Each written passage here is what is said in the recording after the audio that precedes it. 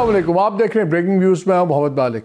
मेरा आज का प्रोग्राम दो पाकिस्तान के बारे में। एक बड़ा पाकिस्तान है जिसमें 25 करोड़ लोग हैं, उसमें से करीबन 9.5 से 10 करोड़ वो लोग हैं जो सतह गुर्बत से नीचे हैं, यानी कि उनको ये नहीं पता कि उनको अगला तीसरे वक्त का खाना कहाँ से मिलेगा, कैसे उनका गुजारा होगा। ये वो मुल्क है जहाँ ये, और अभी जो लेटेस्ट फिगर्स आए हैं उसमें एक और भी माशाल्लाह जो नेशनल प्राइस मॉनिटरिंग कमेटी है, ये वो नाज़रीन इदारा है या बॉडी कह लें कि जिसको हेड करते हैं या फाइनेंस मिनिस्टर या प्लानिंग मिनिस्टर। इसमें तमाम चीफ सेक्रेटरीज होते हैं, सेक्रेटरीज होते हैं, ऑल द बिग विग्स। उन्होंने एक रिपोर्ट दी है जिसमें बड़े खुश हैं। उन्होंने कहा है कि जी पहले जो होलसेल और रिटेल की कीमतों में 70% का फ़र्क था वो अब 40% आ गया है। और कमेटी ने एक्सप्रेस किया satisfaction over the stabilisation of prices of essential items, यानी कि 40% जो है वो होलसेलर से दुकानदार और दूसरों ने मार्जिन रखा हुआ है, इसलिए इतनी ज़्यादा महंगाई है। हमें बताया जाता है कि अभी जी डॉलर ये हो गया, हमें बताया जाता है बिजली का यूनिट ये बढ़ गया, हर लेजिटिमेट रीज़न। ये सबसे बड़ी करप्शन है जिसमें सारे हुकूमत की नाअहली और लोग शामिल हैं। कहाँ है ये प्राइस मॉनिटरिंग, कहाँ काम कर रही हैं प्रोविंशियल गवर्नमेंट्स। पिछले दिनों EU की ऑब्जर्वेटरी ग्लोबल टैक्स इवोजन रिपोर्ट आई थी, उसने बताया कि पाकिस्तानियों के 19.2 बिलियन डॉलर के एसेट्स बाहर हैं, ऑफशोर एसेट्स, जिसमें से 8 बिलियन कैश, शेयर, बॉन्ड्स वगैरह के अंदर थे और 11.2 रियल स्टेट में इन्वेस्टमेंट्स हुई हैं। और इंटरेस्टिंग बात यह है कि 2007 में स्विट्ज़रलैंड में पाकिस्तानियों के पड़े हुए थे तकरीबन 19 बिलियन डॉलर्स। फिर जब पनामा स्कैंडल हुआ तो उसके बाद 2016 में सिर्फ वहाँ 2 बिलियन रह गए, सब ने पैसे निकाल लिए। सारा ही फोकस था नवाज शरीफ ने क्या किया क्या नहीं किया, लेकिन उसके साथ जो 400 नाम आए उनको किसी ने हाथ नहीं लगाया, आज तक नहीं लगाया, ना पिछली गवर्नमेंट ने, ना इंटरिम गवर्नमेंट ने छोड़े जो पहले PDM की गवर्नमेंट, कुछ भी नहीं। तो ये दो पाकिस्तान हैं। अब बड़े पाकिस्तान की ज़रा सारा काम देखने के लिए मिशन भी आया हुआ IMF का, लेकिन नज़र ही आ रहा है कि जो सबसे बड़ा इस मुल्क का है वो हमारे लोग जो पावर में हैं या पावर सर्कल्स के साथ अटैच्ड हैं, उनकी करप्शन, उनकी हिर्स और नालायकी भुगत हम लोग ले रहे हैं। तो कोशिश करेंगे आज ये कुछ अंदाज़ा लगाएं कि अब आने वाले दिन कैसे होंगे। माजी तो आपके सामने हमने देख लिया। हमें ज्वाइन किया हुआ शहबाज राना साहब ने, सीनियर जर्नलिस्ट हैं, अपना प्रोग्राम भी करते हैं एक्सप्रेस के ऊपर, बहुत शुक्रिया। मुजम्मिल हसन साहब ने हमें ज्वाइन किया है, PTI spokes person economy and finance, farmer वो स्पोक्स पर्सन भी थे टू फाइनेंस मिनिस्टर। और हमें प्रोग्राम के लेट हाफ में ज्वाइन करेंगे डॉक्टर हफीज़ पाशा साहब भी ज्वाइन करेंगे, farmer federal minister for finance and A noted economist. आपसे शुरू करते हैं भैया। शहबाज, पहले क्विकली बताएं कि इस वक्त सिचुएशन क्या है IMF के साथ। नहीं, IMF के साथ सिचुएशन अच्छी है और एज पर एक्सपेक्टेशंस कोई उसमें कोई रोड ब्लॉक्स अभी तक एज ऑफ टुडे कोई नज़र नहीं है। बड़ा रोड ब्लॉक नहीं है, कोई बड़ा अभी तक नहीं है। उसकी जो मेन ऑब्जेक्टिव था IMF के मिशन का, उसी दिन पूरा हो गया था जिस दिन IMF के मिशन के साथ मुज़ाकरात स्टार्ट हुए। वो थी इलेक्शन की तारीख अनाउंस हो गई और उसे एक जो वेस्टर्न एक प्रेशर था वो काम आया थी IMF की। ये एक्सप्लिसिट कंडीशन कभी भी नहीं थी और होती भी नहीं है। ये इम्प्लिसिट चीज़ें होती हैं। इसका पर्पस ये था कि जो मौजूदा प्रोग्राम, इसको स्ट्रक्चर ऐसे किया गया था कि एक अभी रिव्यू हो जाएगा केयर टेकर में, दूसरा जो होगा रिव्यू इसका फरवरी में है। वो ख्याल ये था कि अगली गवर्नमेंट करेगी और जो फरवरी का रिव्यू होगा जो कि सेकंड लास्ट होगा और फिर आगे बल्कि लास्ट रिव्यू होगा, फरवरी के रिव्यू में ही अगला जो बहुत बड़ा प्रोग्राम आना है पाकिस्तान के लिए, वो 3 साल का, 4 साल, 5 साल, वट एवर टाइम फ्रेम जो उस वक्त एग्री होगा, उसके लिए क्लैरिटी इलेक्शन के ऊपर बहुत ज़रूरी थी। और केयर टेकर्स का मैंडेट आपको पता है बहुत लिमिटेड होता है। तो एज ऑफ टुडे चीज़ें ठीक है इनकी। यहाँ से जो क्रिटिकल फेज़ है वो स्टार्ट हो जाएगी। डाटा एक्सचेंज हो चुके हैं, पोजीशंस। ये स्टॉक मार्केट इतनी चढ़ी है पिछले 2-3 दिन, यही है कि जी कोई बड़ा स्नैक नहीं है तो ठीक हो जाएगा मामला। फ्रैंकली मालिक साहब, मैं स्टॉक मार्केट को मैं ज़्यादा वेट नहीं देता। इसका पाकिस्तान की इकोनॉमी से फंडामेंटल इनसाइड ट्रेडिंग मार्केट है। ये ऊपर जाती है तब भी पैसे सेट बना रहा होता है और जब नीचे आती तब भी बना रहा होता है। तो इसको ना ही डिस्कस करें तो ज़्यादा बेहतर है। आपका जो एक्सचेंज रेट है वो एक इंपॉर्टेंट बैरोमीटर आपकी इकोनॉमी का। तो अभी अगर जो जैसे नजर आ रहा है पॉलिटिकल, तो आपके फेवरेट डॉक्टर साहब फाइनेंस मिनिस्टर बनते नजर आ रहे हैं, फिर IMF के साथ क्या होगा? तो कहते हैं I don't care, I dam care. तो फिर ये चीजें बाउंड होंगी उन पे। अच्छा, वैसे एक बड़ा इंटरेस्टिंग एक कंपैरिजन है मालिक साहब। एक तरफ एक स्ट्रॉन्ग पर्सनालिटी है सागडार साहब की और दूसरी तरफ हमारी अभी interim finance minister doctor Shamshad Akhtar. जो कि टेक्निकल लेवल की जो टॉक्स हैं वो अटेंड कर रही हैं, और जो फाइनेंस मिनिस्टर है उसकी जो स्टैचर है उसका स्टैचर ये होता है कि पॉलिसी लेवल पे बैठे, और हर चीज़ में जब फाइनेंस मिनिस्टर इंटरवीन करेगा तो फिर उसका एक तो स्टैचर भी उसका कम होता है, और दूसरा फिर आपके पास कोई ऐसी वहाँ पे आपकी जो बार्गेनिंग पोजीशन होती है, जो लेवरेज होती है, वो आप अपनी रिड्यूस कर देते हो, मिनिमाइज कर देते हो। तो आप उनकी पॉलिसी से डिसएग्री कर सकते हैं डार साहब की, लेकिन एक स्ट्रॉन्ग फाइनेंस मिनिस्टर का होना बहुत ज़रूरी होता है इन इदारों के साथ डील करने के लिए। हमें एग्जांपल इंडिया की लेनी चाहिए। वहाँ पे ये जो लोग हैं हमारे IFIs के, जिसमें वर्ल्ड बैंक, ADB, IMF वगैरह, उनके लेवल है, एक लेवल से ऊपर वो मिलते ही नहीं है पॉलिटिशियन। हमारे तो प्राइम मिनिस्टर्स जो हैं वो कंट्री हेड से मिल रहे होते हैं इन ऑर्गेनाइजेशन के, विच इज़ नॉट गुड। तो थोड़ा सा हमें अपने हाउस को भी इन ऑर्डर लाने की ज़रूरत है। येस, जो आपका क्वेश्चन है, एक प्रॉब्लम आ सकता है, at least World Bank or IMF, they are not very much comfortable to deal with this Dar Saab because of his strong position on so many issues, including exchange rate, including state bank autonomy, including Dar Saab का IMF से भी हो सकती है तकपाक, SAFC से भी होगी, selection council से भी कुछ हो सकता है। मालिक साहब देखिए, जो डेमोक्रेटिक सेटअप है ना, डेमोक्रेटिक सेटअप में एक supra body which is called the Special Investment Facilitation Council, उसकी जगह नहीं बनती। तो जो भी डेमोक्रेट्स होंगे, ट्रू डेमोक्रेट्स होंगे, वो SIFC को लेंगे एज ए सप्लीमेंट। तो जब डेमोक्रेट्स की अपनी सिस्टम में जगह अपने से नहीं बनती तो मिलके बनानी पड़ती, तो फिर ये सुपरा बॉडीज में भी बन जाएगी। देखिए, मैंने लफ्ज़ इस्तेमाल किया ट्रू डेमोक्रेट्स की। ये जो बॉडी बनी है, ये शहबाज शरीफ साहब ने बनाई थी 16 जून को। मुजम्मिल साहब, आप भी आ गए, ये बताएं मुझे, तो आज इस बड़ा कल से मैं डिस्टर्ब हुआ हूँ। ये जो नेशनल प्राइस मॉनिटरिंग कमेटी ने बताया है कि जी 40% का फ़र्क है होलसेल में। मुझे याद है आपके फेवरेट गवर्नर स्टेट बैंक आप लोग लाए थे बाकर साहब, उन्होंने एक्सचेंज रेट को उड़ा के रख दिया था, 8 से 23 जा रहा है और जनाब तबाही फिरी भी है जी, हम इन्फ्लेशन कंट्रोल करेंगे, ये करेंगे, और कभी नहीं हुआ। अब नज़र ही आ रहा है कि यार आज भी यही हो रहा है कि कोई असेंशियल आइटम्स की शायद शॉर्टेज नहीं है, कुछ वो नहीं है, सिंपली लूट मची हुई है। अब मैं एक फिगर में देख रहा था कि घी, ये जो हम घी खा रहे हैं, इंटरनेशनली इसकी 9% कीमत कम हुई, यहाँ पे 4% बढ़ गई। अब रिटेल और होलसेल के दरमियान में 40% का फ़र्क, ये तो लूट है ना, जिसको लूट भी नहीं है, पंजाबी वाली लूट है। तो ये तो गवर्नमेंट के फिर कॉन्टिन्यूट हमें चीज़ें नज़र आ रही हैं। ये लोगों को ऐसे ही हमने बेवकूफ़ बनाया हुआ है। आपकी गवर्नमेंट भी बनाती थी, ये गवर्नमेंट भी बना रही है, टेक्निकल डेटा और टेक्निकल बातें करके। It is a sheer open case of bad management, absolute lack of management. उसमें भी खुश हैं, express satisfaction over the stabilisation of prices. यार खुदा का खौफ करें, 40% अगर ये रिटेलर बीच में मिडल मैन कमा रहा है, ये स्टेबलाइजेशन ऑफ प्राइसेस है।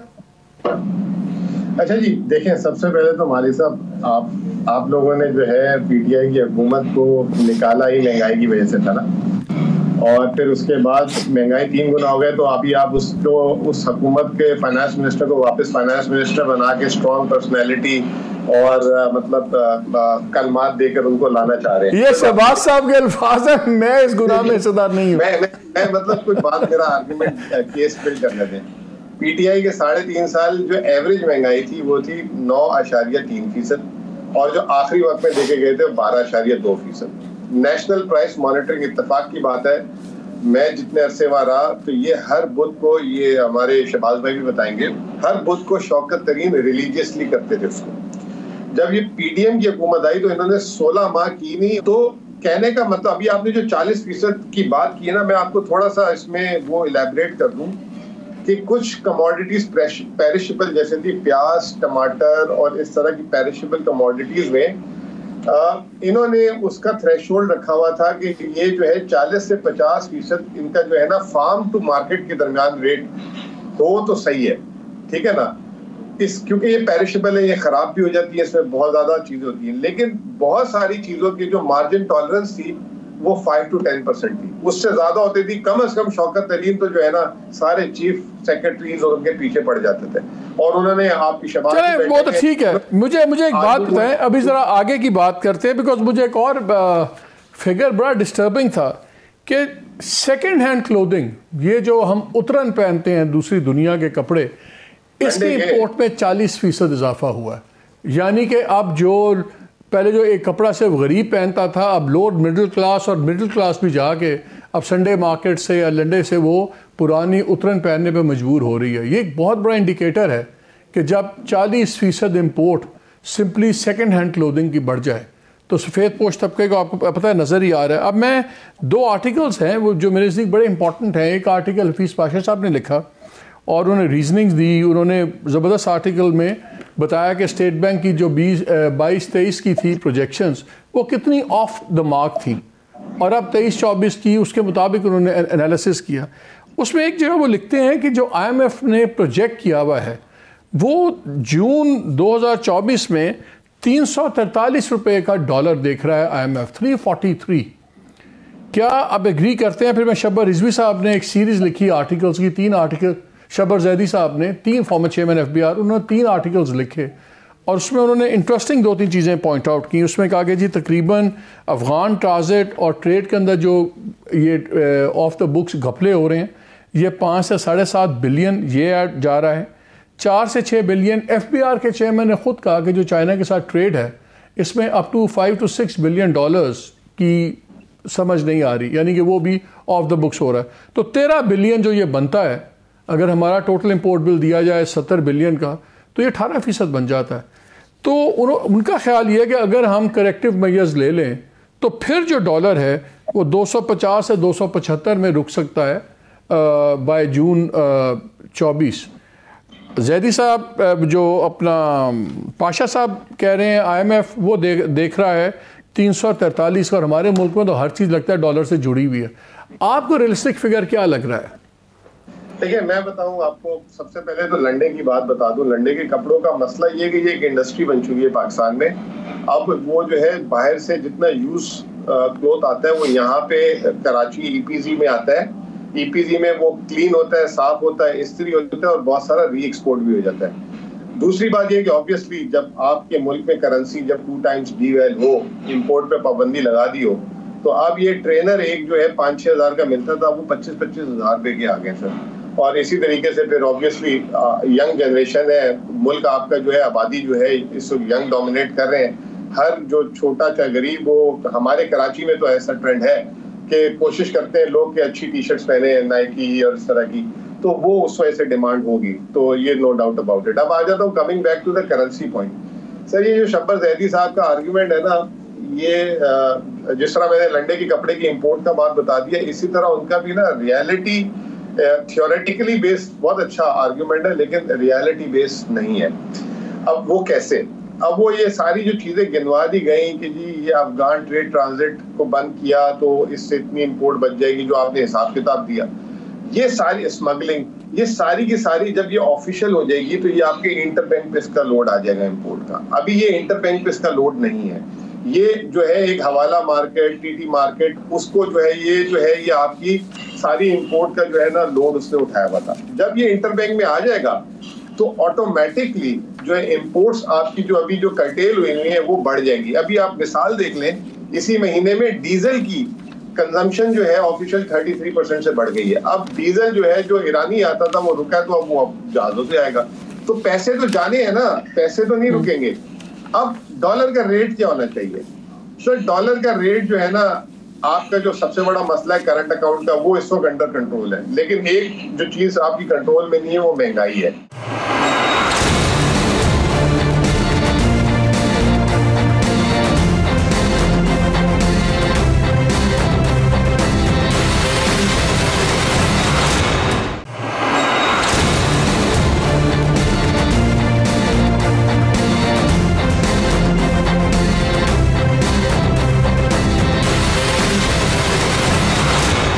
डॉक्टर साहब ये बताइए, मैं आपका आर्टिकल देख रहा था जिसमें आपने वो कंपैरिजन भी किया स्टेट बैंक की लास्ट रिपोर्ट का, प्रोजेक्शंस का, और अब जो लेटेस्ट उनकी प्रोजेक्शंस आई हैं, और बड़ा आपने वो उसको जब डेटा कंपेयर करते हैं तो पता लगता है दे वर वे ऑफ द मार्क।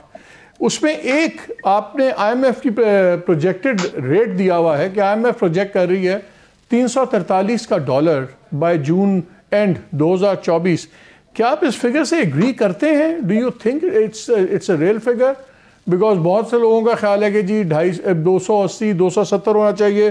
फिर आपके आर्टिकल के बाद शब्बर जैदी साहब ने 3 आर्टिकल्स लिखे, उन्होंने आपका भी आर्टिकल कोट किया, और उसमें उनका आर्गूमेंट था कि तकरीबन 13 बिलियन ऐसा है जो बड़े आराम से करेक्टिव मेजर से ठीक हो सकता है। उसमें अफगान ट्रांजिट ट्रेड है, चाइना के साथ जो अनडिक्लेयर्ड ऑफ द बुक्स का फ़र्क आ रहा है, FBR ने कहा 6 बिलियन का, चेयरमैन ने कहा, ऐसे करके तो वो कह रहे थे कि जी 250 से 275 रुपए का हो सकता है अगर करेक्टिव मेजर्स ली जाएं।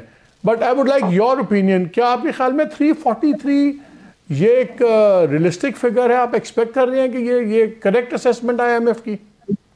देखिए, मैंने जो फिगर कोट किया है वो IMF ने जो स्टाफ लेवल रिपोर्ट तैयार किया, ये जो नया स्टैंड बाय फैसिलिटी आया जुलाई में, उसके साथ जो रिपोर्ट शाया की गई है उसमें उनका अपना एस्टिमेट ये है कि मुनासिब होगा कि आप एक market based exchange rate policy follow करें और इसमें इतनी गुंजाइश रखें ताकि आपका करंट अकाउंट डेफिसिट जो है वो 1.8% हमारे GDP से ज्यादा ना बढ़े। उसको हासिल करने के लिए उनका कैलकुलेशन ये है कि हमारे एक्सचेंज रेट को तकरीबन 20.4% गिराना पड़ेगा इस रमा साल। ये उनका अंदाजा है। अब सवाल ये पैदा होता है कि क्या ये मुनासिब है? अब देखिए, कुछ आगाज में पहले 3-4 महीने में जो बरामदात और दरामदात के फिगर्स आए हैं उससे लगता यह है कि पाकिस्तान का करंट अकाउंट डेफिसिट शायद अल्लाह के फजल से कुछ कम होगा बनिस्बत 1.8% जो IMF ने कहा है, मगर इतना भी कम नहीं होगा जो स्टेट बैंक ने अपने रेंज में कहा है कि ये 0.5% भी जा सकता है। इतना कम गैर मुमकिन है, और अगर ऐसा हुआ तो उसके मानी ये है कि आपने घुटन डाल दी है इकोनॉमी में और फिर से आपका शरह नमू तकरीबन 0 तक चले जाएगा। तो अगर आपका तिजारती और करंट अकाउंट खसारा कुछ कम होता है तो यकीनन आप में गुंजाइश मौजूद है, मगर मेरा अपना ख्याल ये है कि इस एक्सचेंज रेट को ये कहना कि पिछले साल जब साल खत्म हुआ था 286 था, उससे भी कम हो जाएगा, ये सिर्फ उस वक्त होगा जब एक जिससे कहते हैं ना कि जादू की छड़ी चले, और जिस तरह शहबर सैदी साहब कह रहे हैं कि जबरदस्त किस्म के रिफॉर्म्स लिए लाएं तो फिर शायद हो सकता है, मगर उसके इम्कानात कम हैं, खासतौर पे केयरटेकर गवर्नमेंट के दौरान। तो मेरा अपना अंदाजा ये है कि गिरावट आएगी, मगर यकीनन हो सकता है कि IMF के प्रोजेक्शन से कुछ कम हो। सर एक चीज़ और बताइए, पाकिस्तान का सबसे लाडला जो सेक्टर है वो टेक्सटाइल इंडस्ट्री है। हर गवर्नमेंट के अंदर जनाब एप्टमा और दूसरे इन्हीं की बात सुनी जाती है। हम फिगर्स देख रहे थे कि 2013 में कंपैरेटिव बना हुआ था, करीबन हमारी एक्सपोर्ट्स भी, अब इस वक्त टेक्सटाइल हमारा ऑलमोस्ट 61% टोटल एक्सपोर्ट्स का बिल करता है। हमारी एक्सपोर्ट्स थी तकरीबन 25, इंडिया की थी कोई 24, बांग्लादेश की भी 2013 में 25 से करीब। इंडिया 2022 में 44.4 बिलियन पे पहुंचा हुआ था, बांग्लादेश 45 पे था, हम सिर्फ 30 पे थे, और इंपोर्ट्स हमारी 70 बिलियन हो गई, जिसके 7-8% तो टेक्सटाइल ही करती है। हमने जितनी लॉपसाइडेड पॉलिसी मेकिंग नज़र आती है टेक्सटाइल को प्रमोट करने के लिए, उसके हमें रिजल्ट्स नहीं मिल रहे। और एक एनालिसिस आई डोंट रिमेंबर किसने लिखा है, शायद शब्बर साहब ने लिखा है, किसने लिखा है, उन्होंने कहा जी एक ट्रेंड भी है कि जो हमारी बड़े इंडस्ट्रियलिस्ट हैं टेक्सटाइल के, ये भी रियल एस्टेट पे ज़्यादा आगे हैं, चाहे बाहर हैं या पाकिस्तान में, अपने प्रोजेक्ट्स में उस तरह री इन्वेस्ट नहीं कर रहे जिस तरह इंडिया में हो रहा है और बांग्लादेश में हो रहा है। लेकिन हमारी तमाम planning is captive to the textile industry जो है। इज़ इट ट्रू कि हम ज़्यादा हार्श बात कर रहा हूँ मैं टेक्सटाइल के ऊपर? मेरी गुजारिश ये है कि शायद आप जो कह रहे हैं कुछ साल पहले मुनासिब, एक वक्त ऐसा था जब हमने अपने एक्सपोर्टर्स को, इसमें खास तौर पे टेक्सटाइल एक्सपोर्टर्स शामिल हैं, 4 मराद दिए हुए थे, 4। और वो कौन से थे? एक तो ये कि इनकम टैक्स जो है वो सिर्फ 1% एक्सपोर्ट वैल्यू का। दूसरा, हमने कंसेशनरी रीफाइनेंसिंग ऑफ एक्सपोर्ट्स करी थी स्टेट बैंक ने, जिसके तहत कम से कम 5% कम होता था सरे सूद। तीसरा, जो हमने रिलीफ दिया था हमारे एक्सपोर्टर्स को, वो ये था कि बिजली की निर्ख जो है वो एक तरह से सब्सिडाइज दी जाती थी एक्सपोर्टर्स को। और तीसरा मराद जो था, जो काफी बड़ा मराद था, कि जो डोमेस्टिक सेल्स थे हमारे एक्सपोर्टर्स के, उन पर 0 रेटिंग सेल्स टैक्स की गई थी। ये 4 मराद थे। अब IMF के इंसिस्टेंस पर हमने 3 विड्रॉ कर लिए। वो कौन से 3 हैं? हमने सब्सिडी खत्म कर दी बिजली पर, हमने 0 रेटिंग खत्म कर दी और फुल सेल्स टैक्स ले रहे हैं डोमेस्टिक सेल्स पर, और कंसेशनरी फाइनेंसिंग खत्म हो गया। सिर्फ एक चीज अभी भी है, वो 1% इनकम टैक्स। बस हमारे एक्सपोर्टर्स को अब कोई एडिशनल इंसेंटिव्स नहीं मिल रहा है। इसके बरक्स आप देखिए, आप बांग्लादेश का बड़ा जिक्र करते हैं, शायद आपको इस बात का इल्म होगा कि बांग्लादेश के जो दरामदाद हैं वो हमसे भी ज्यादा हैं। 75 से 80 अरब डॉलर तक पहुंच चुके हैं, और आज जिसको आप एक सक्सेस स्टोरी कह रहे हैं, वो IMF प्रोग्राम में जा चुका है बांग्लादेश। और इस वक्त जो एक जिसे कहते हैं वेज स्ट्रगल है, आपको हैरत होगी कि 90% of the employment in the garment sector of Bangladesh खवातीन, और उनको कितना देते हैं आप? हैरत अंगेज $100 के लगभग। वहां तो सर स्ट्राइक्स भी चल रही हैं, लेकिन बांग्लादेश के बारे में ये कहा जा रहा है कि वो सही टाइम पे चले गए, प्री एम्प्टिवली चले गए, जब उनके फॉरेन रिजर्व्स भी ठीक थे and they got better terms.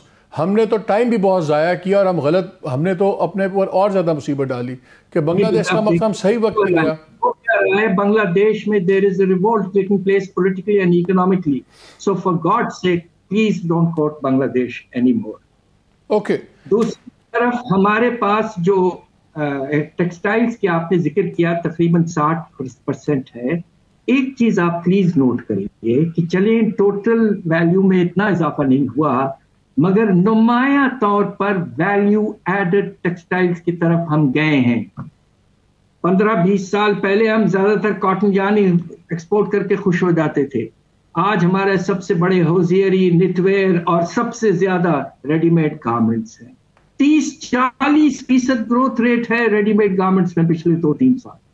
तो फॉर गॉड सेक हर वक्त हम अपने मुल्क को प्लीज ब्लेम न करें। सर एक चीज बताएं वेरी क्विकली, ये इस वक्त जो माहौल बना हुआ है, हम स्टॉक मार्केट को देख रहे हैं बड़ी शूट अप कर रही है। IMF के साथ अभी बैठे हुए हैं शहबाज राना साहब, ये कह रहे हैं कोई एज सच कोई बड़ा प्रॉब्लम नजर नहीं आ रहा, things seem to be going on track and everything. Inflation का भी जो फिगर आया है मॉनिटरिंग कमेटी का, उससे नजर आ रहा है कि रिटेल में और होलसेल में 40 से 70%, 40% मिनिमम प्रॉफिट कमाया जा रहा है। सो ये एक फॉल्स, एक जाली इन्फ्लेशन बनी हुई है जो गवर्नमेंट ने बिल्कुल खुला छोड़ा हुआ है। क्या ये माहौल बन गया है कि मार्कअप इंटरेस्ट रेट कम किया जाए? बिकॉज बिजनेसेस तबाह हो रहे हैं, रुके हुए हैं, क्या इंटरेस्ट रेट कम हो सकता है इस वक्त? देखिए, मुनासिब तो यकीनन होता कि 22% से कम हो, ताकि इन्वेस्टमेंट में कुछ इजाफा हो। इस वक्त इन्वेस्टमेंट हमारे प्राइवेट सेक्टर का बहुत संगीन तरीके से गिर रहा है, नेगेटिव है। अब सवाल ये पैदा होता है कि आपके पास अपने ट्रेड को कंट्रोल करने के लिए 2 हथियार हैं, बड़े हथियार। एक है एक्सचेंज रेट और दूसरा है आपका इंटरेस्ट रेट। आपने एक्सचेंज रेट की पॉलिसी तो चेंज कर ली है, अल्लाह के फजल से आपने रुपए को थोड़ा सा मुस्तकम कर लिया है, मगर जिस तरह मैंने आगाज में कहा था, अब ये देखना है कि क्या ये मुनासिब है।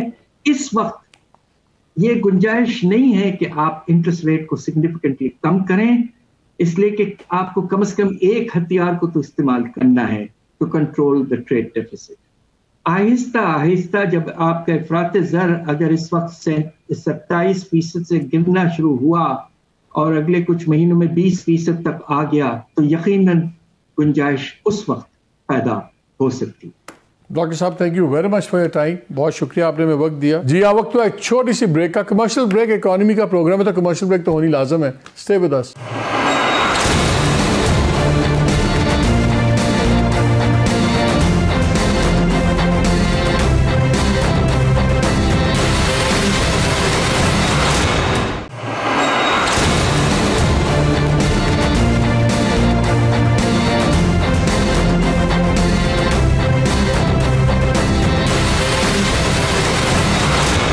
जी welcome back to the show. Government के अंदर कोई प्रायोरिटी नजर आ रही है इस बारे में, कोई सोच है कि यार इंटरेस्ट रेट को देखा जाए, बिजनेस को ग्रोथ दी जाए कुछ? बिकॉज जितने मैं प्राइवेट बिजनेसमैन से बात कर रहा हूँ, ट्रेड बॉडी से बात कर रहा हूँ, वो कह रहे हैं यार हमें तो कोई ना कोई पूछ रहा है ना कुछ कर रहा है, बस पॉलिसीज बनी जा रही हैं, there is no incentive for the private sector. अच्छा, I come to this point. दो चीज़ें क्लैरिफाई करना ज़रूरी है। ये जो आप बात कर रहे हैं ना कि होलसेल और रिटेल का जो फ़र्क है, ये प्योर प्रॉफिट मार्जिन नहीं है। नोशन ये होता है कि जो आपकी होलसेल में जो प्राइस है किसी भी चीज़ की, वो रिटेल में अगले 3 से 4 माह में ट्रांसलेट हो जाती है।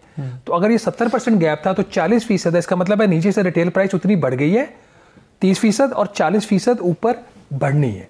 तो ये एक बुनियादी फ़र्क है। जो मार्जिन्स हैं वो और हैं, क्योंकि इसकी जो बास्केट भी होती है, जो होलसेल की में जो लेकिन आप फूड मार्जिन के अंदर आप जाते हैं उसमें नहीं होती, तो मिडलमैन कमा रहा है ना। नहीं, वो प्रॉफिट मार्जिन सेपरेट चीज़ है। यहाँ पे जो आपका आता है ना होलसेल प्राइस इंडेक्स, ठीक है, वो सेपरेट है। और जो जो सीपीआई है आपका कंज्यूमर प्राइस इंडेक्स, ये एक टाइम पे आके दोनों प्राइसेस बराबर हो जाती है। तो ये प्राइसेस रिटेल में बढ़नी है। दैट डज नॉट मीन कि उनके मार्जिन 70% कैसे था? वो उस वक्त ज्यादा फर्क था। बाहर के हम फिगर्स निकाल रहे थे, ये 7 to 11% से ज्यादा नहीं होता। नहीं, वो डिपेंड करता है अगर वही फॉर्मूला वहां लगाएं तो चले 11% छोड़े या 15% पे चले जाएं। नहीं, मैं ये गुजारिश कर रहा हूं कि तो नहीं होता, उसमें भी नहीं होता। नहीं, होलसेल की प्राइस को रिटेल ने आके कैच करना है। ठीक है, ये एक डिफरेंट चीज है। जो प्रॉफिट मार्जिन है वो सम केसेस में तो 100% भी है। एग्जैक्टली। आप इधर इस्लामाबाद में चले जाइए, आप किसी भी सब्जी की दुकान पे किसी सेक्टर में चले जाएं, और आप चले जाएं, आप मोहल्ले में चले जाए तो और मंडी में चले जाएं, मंडी और उसकी प्राइस में आपको मोर देन डबल आपको प्राइस का फर्क आ जाएगा। दूसरी चीज, ये जो अभी 4 पॉइंट्स हफीज पाशा साहब ने काउंट करवाए कि उनमें एक उन्होंने कहा ये भी उनको फैसिलिटी है लो इनकम टैक्स रेट की, बाकी सब विड्रॉ होगी। इसमें हम्बली मैं थोड़ा सा इसमें एक पॉइंट ऐड करूंगा, हमारे वो बहुत उस्तादों की जगह पे हैं। जो कंसेशनरी फाइनेंसिंग है ना, वो कंप्लीटली एबॉलिश नहीं हुई। उसका जो फर्क पहले बहुत ज्यादा होता था, अब वो 3% रह गया। अगर 22% इंटरेस्ट रेट इस वक्त है तो इनको अभी भी 19 पे मिल रहा है, बट ये पहले तो 10% तक भी उनको कंसेशन मिल रही थी, अब 3% रह गई। और उनका जो इलेक्ट्रिसिटी विड्रॉ तो हो गई है, एक समरी अनकरीब SIFC में जा रही है, इसको इलेक्ट्रिसिटी पे सब्सिडी देने की होती है नहीं होती बाद में। अब आ जाते हैं आपके इंटरेस्ट रेट के पॉइंट के ऊपर। देखिए, इस वक्त जो आउटलुक है ना, वो कुछ इस तरह का लग रहा है कि अगले चंद माह में, फौरी तो नहीं, अगले चंद माह में आपको इंटरेस्ट रेट कम करने का करेंगे। उसके जो फैक्टर्स हैं वो प्राइमरीली, अगर तो इन्फ्लेशन रेट जो है, ये प्रोजेक्शंस वजारत खजाना ने IMF को दिए 20, 21, 22% की, और स्टेट बैंक की भी प्रोजेक्शन ऑलरेडी इसकी रेंज में है। अब देखना ये है कि IMF की जो प्रोजेक्शन है महंगाई की, वो क्या है।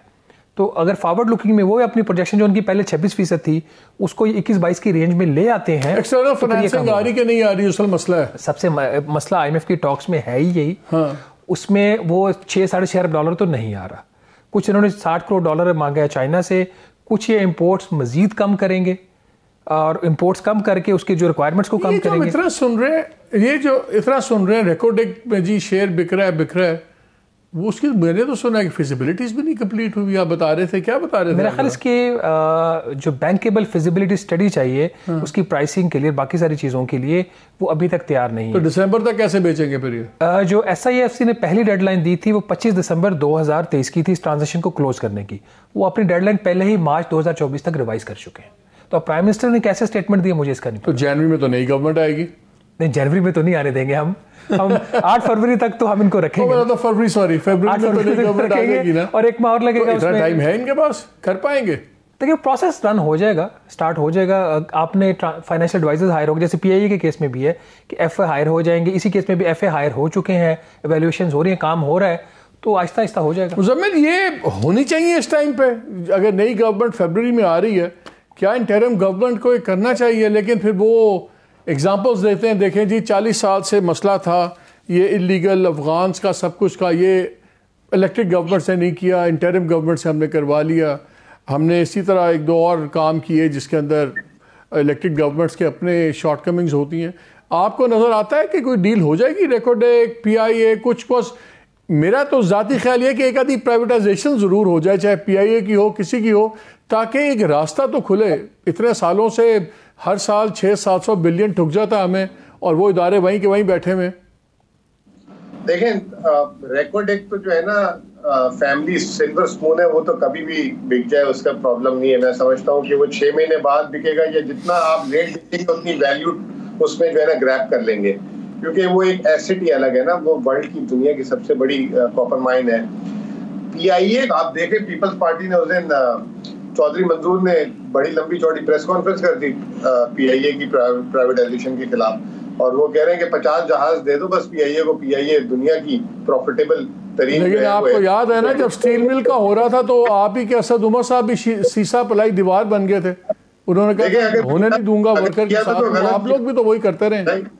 मैं ये कह रहा हूँ ना, जो किया था और ये जो कर रहा है ये सोचना चाहिए। पहले एक हम स्टॉक मार्केट में एक वर्ड यूज करते हैं, स्टॉप लॉस। हुकूमत को भी एक स्टॉप लॉस अप्रोच के साथ काम करना पड़ेगा। अगर वो कोई किसी वेंचर में जाती है तो एक लिमिट बांध दे कि अगर उससे ज्यादा लॉस हुआ या उससे ज्यादा उसने नुकसान पहुंचाया तो हम इससे we will get rid of it. जब तक हम ये नहीं करेंगे और इन जगहों को नौकरियों के लिए और अपने रिश्तेदारों को लगाने के लिए इस्तेमाल करते रहेंगे। आजकल PTV भी बाय द वे दूसरा PIA बना हुआ है माशाल्लाह। तो उस वक्त तक जो है ना ये मुल्क नहीं चल सकता। चाहे वो असद उमर ने किया था, गलत किया था, पीपल्स पार्टी करती रही, गलत किया था, और आगे भी ये गलत है अगर ये करेंगे। अभी तो आप ये CPEC के जो हमने। अच्छा मुझे एक चीज बताएं, IMF तो आ गया, लेकिन हमें जो बताया जा रहा था पिछले 3-4 माह से, बल्कि 16 माह से हम सुन रहे थे कि जी बड़ी फॉरेन इन्वेस्टमेंट आ रही है, वो तो नहीं आ रही। अब पैसे भी हमने देने हैं, इस साल कितने देने हैं हमने? 25 बिलियन प्लस, अराउंड $23 अरब हमने वापस करने, $23 अरब हमें वापस करने हैं। वो भी हमारे पास नहीं है। एक्सटर्नल फाइनेंसिंग का गैप जो हमारे कागजों में 3.5 बिलियन का है, वो कहते हैं कम से कम 6 बिलियन का है IMF वाले। तो फिर मैं डॉलर की कीमत पे इसलिए वापस आ रहा हूँ कि हमारे मुल्क में हर चीज़ डॉलर के नाम पे होती है, महंगाई डॉलर के नाम पे और चढ़ाई डॉलर के नाम पे। तो फिर तो ये 343 का फिगर रियलिटी के करीब नहीं आपको नजर आता? देखिए बात ये है कि मालिक साहब इस वक्त जो है ना, मैं आपको बड़ी ऑनेस्टली पिक्चर बता दूं कि हमने अपनी ट्रेड और करंट अकाउंट को तो कंट्रोल कर लिया है। जो हमारा डेट साइड है ना, डेट रीपेमेंट, उसकी जो है हमारे पास इस वक्त कोई कंट्रोल नहीं है। आप $6.5 अरब की फाइनेंसिंग गैप की बात कर रहे हैं। $11 अरब भी रोल ओवर के कमिटमेंट्स मिले नहीं है अभी आपको, जो सऊदी अरब, UAE और चाइना से, वो उसके लिए आपका वजीर आजम निकले अभी 3 मुल्कों का दौरा करने के लिए, तो वो भी नहीं हुए। और IMF की MD ने, शहबाज साहब भी इसको कंफर्म करेंगे कि अभी जो मराकश में जो मीटिंग हुई थी उसमें उन्होंने ये बात तो आ गई ना सामने के इलेक्शन हो रहे नहीं हो रहे, PTI इलेक्शन लड़ी है कि नहीं लड़ी। तीसरी बात उन्होंने एक लाइन में सिर्फ ये बोला था कि अब पाकिस्तान का जो डेट है ना वो बॉर्डर लाइन पे आ चुका है। और जो है ये जो IMF की MD के मुंह से स्टेटमेंट है ना, ये मुझे बड़े जिसे कहते हैं ना कि झटके दे रहा है कि जब ये नई हुकूमत जो भी आएगी उसको जो है पाकिस्तान की तारीख का, मैं आपको अभी से एडवांस पे बता दूं, ये रिव्यू भी हो जाएगा, मार्च का रिव्यू भी हो जाएगा। जो नया प्रोग्राम होगा ना वो पाकिस्तान की तारीख का सख्त तरीन प्रोग्राम होगा। जो डिमांड्स आएंगी ना, अभी तो ये बिजली बढ़ा दो, गैस बढ़ा दो, ये वाली डिमांड्स थी। फिर जो उन्होंने अगर ओवरऑलिंग की बात कर दी, जैसे आज आप देख लें प्लानिंग मिनिस्ट्री से इन्होंने कह दिया कि आप तरक्याती इखराजात रोक देना, और ये फालतू और ये MP स्कीम्स वगैरह ये सारी चीजें इसको ये लेकिन उसमें एक बात बताएं, उसमें लॉजिक तो है ना। मैं आई थिंक शहबाज आप ही की खबर थी, मैं शहबाज राना की खबर पढ़ रहा था, इसमें उन्होंने पॉइंट आउट किया कि जी एक हैवी बैकलॉग है स्कीम्स का, जो नहीं बनी, जो पार्शल बनी, कंप्लीट नहीं हुई, वो अपनी जगह खड़ी हुई। तो आपने 2.3 के 2.6 2.3 ट्रिलियन का 2.3 खरब की और आपने स्कीम्स डाल दी। और इसमें भी वो स्कीम्स नहीं है जो पार्लियामेंटेरियंस वगैरह के, हम टेक्निकली अप्रूव्ड स्कीम्स की बात कर रहे हैं। अब ये तो रैशनलाइजेशन होनी चाहिए ना, ये तो नहीं कि पहली स्कीमें अभी चल रही हैं वो ना इनकम्प्लीट है ना कुछ है और इनकम्प्लीट पड़ी हुई, और आप 3 खरब की और स्कीमें डाल दें। तो इससे तो कोई चीजें ऑफसेट नहीं होनी चाहिए, इससे तो बेहतरी आनी चाहिए। मैं तो ये कहता हूँ तरक्याती जो है ना, हुकूमत को चीजें छोड़ देनी चाहिए, परचेज PPP पे आ जाना चाहिए, पब्लिक प्राइवेट पार्टनरशिप में प्राइवेट सेक्टर को आगे लाएं और ये कारोबार से निकलें। ये सारा धंधा हो रहा है, बुरा धंधा हो रहा है। अभी पिछली हुकूमत ने जाते जाते MPs को पैसे दिए, खान साहब की हुकूमत में भी लोग कहते थे कि उन्होंने दिए, क्यों दे रहे हैं MPs को पैसे? अब वो पैसे जो है अब आप देखेंगे इलेक्शन में लड़ने के लिए खर्च होंगे, फिर आएंगे, फिर दुकान खोल देंगे। तो ये अब जो तरक्याती इखराजात वाली कहानी है, अनलेस के वो जो है कोई पब्लिक इंटरेस्ट की चीजें हो उस पर करें। बाकी ये जो उल्टे सीधे काम है, ये तंदूर लगा के शुरू कर देना, तो कभी क्या कभी लैपटॉप बांटना शुरू कर देना, ये सारा का सारा इसको हटाएं, अब खत्म करें ये।